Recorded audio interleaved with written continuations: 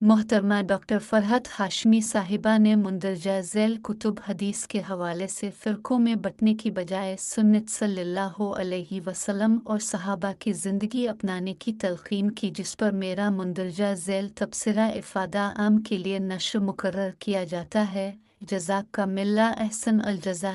آپ نے اچھا انتخاب کیا اور مسلم امت کو سنت رسول صلی اللہ علیہ وسلم اور صحابہ کی طرز زندگی اپنانے کی طرف توجہ دلائی۔ تاہم اپنے حدیث شریف کی پوری عربی عبارت درج نہیں کی، جس سے پورا مضمون نکھر کر سامنے آ جاتا، کیونکہ حضور صلی اللہ علیہ وسلم کا کلام محمل نہیں اندر بڑی حکمتیں سموئے ہوئے ہوتا ہے۔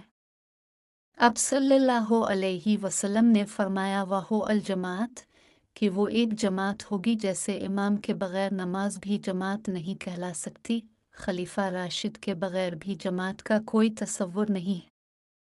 حضور صلی اللہ علیہ وسلم کے زمانہ مبارک میں دو تصاویر ابھری تھیں، ایک تصویر میں خود رسول اللہ صلی اللہ علیہ وسلم اور آپ کے صحابہ کی جماعت تھی، اور دوسری تصویر قریش مکہ کے ساتھ دوسرے کفار 72 ریوں کا جتھا، جو مسلمانوں کا نام صحابی رکھتے، انہیں آذان دینے سے روکتے، حج کعبہ سے بھی روکتے، ان کا سوشل بائیکاٹ کرتے، غرض ہر ظلم روا رکھتے، اور دوسری جانب متانت اور صبر و استقامت کا کو وقار رسول اللہ صلی اللہ علیہ وسلم پرم مسلمان قربانی کے بکروں کی طرح قربان ہونے کو ہر دم تیار مگر پرم۔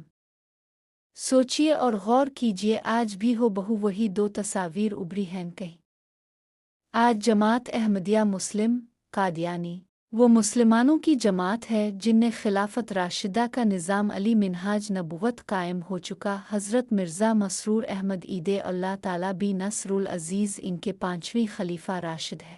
جماعت احمدیہ مسلم پر ختم نبوت صلی اللہ علیہ وسلم کی غلط تشریح میں وہ سارے ظلم ڈھائے جا رہے ہیں جو قرون اول کے مسلمانوں پر روا رکھے گئے۔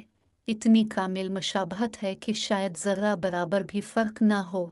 بس آج اگر کوئی ناجی جماعت دنیا میں ہے تو وہ صرف اور صرف جماعت احمدیہ ہے، جسے آپ لوگ ضد میں قادیانی یا مرزائی کہتے ہیں۔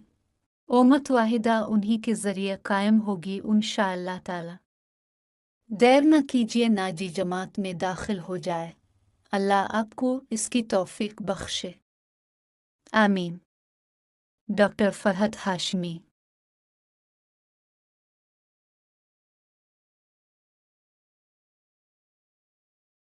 ہم تو رکھتے ہیں مسلمانوں کا دین، ہم تو رکھتے ہیں مسلمانوں کا دین، دل سے ہے خدا میں ختم المرسلین۔